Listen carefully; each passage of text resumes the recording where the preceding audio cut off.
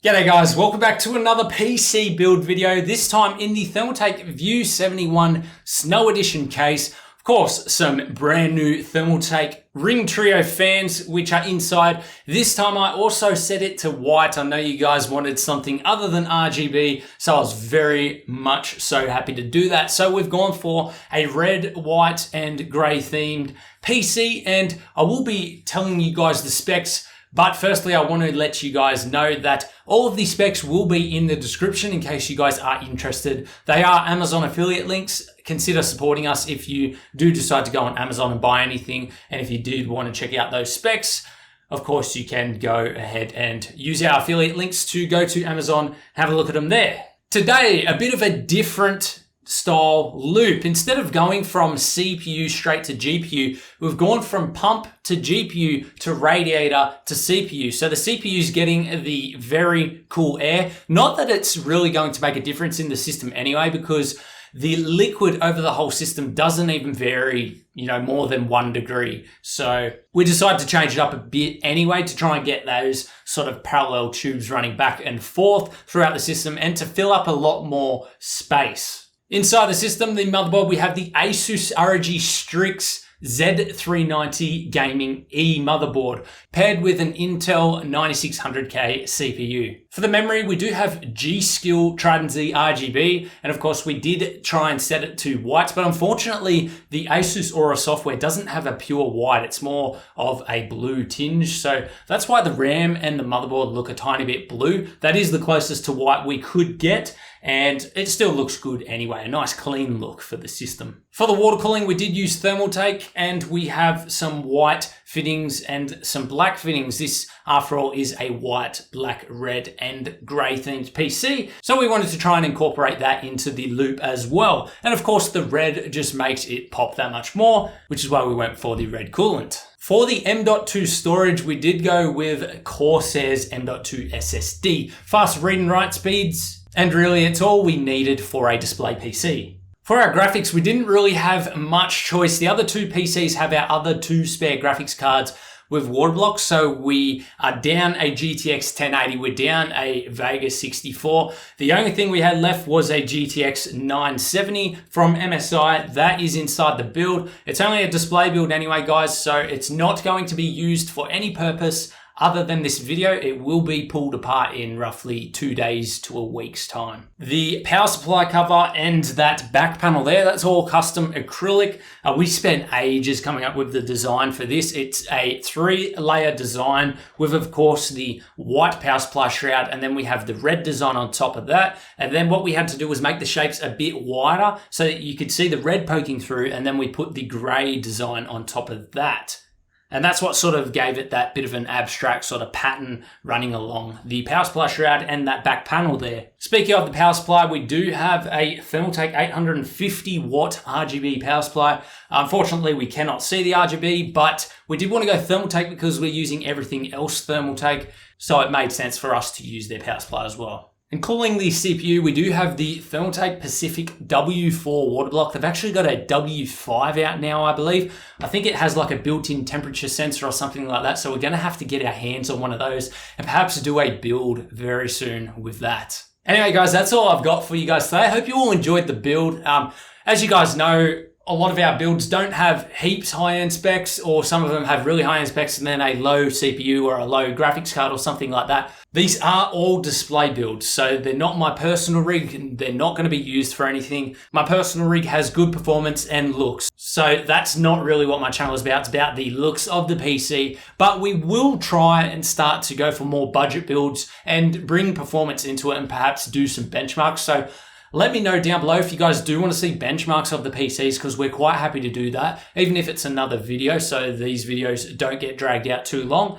Certainly happy to do that and try and get that out to you guys. I hope you all enjoyed. Remember that we have a Patreon as well, guys. Thank you very much for those who are supporting us over there. If you did want to donate $1 a month or anything like that, then our Patreon link is down below.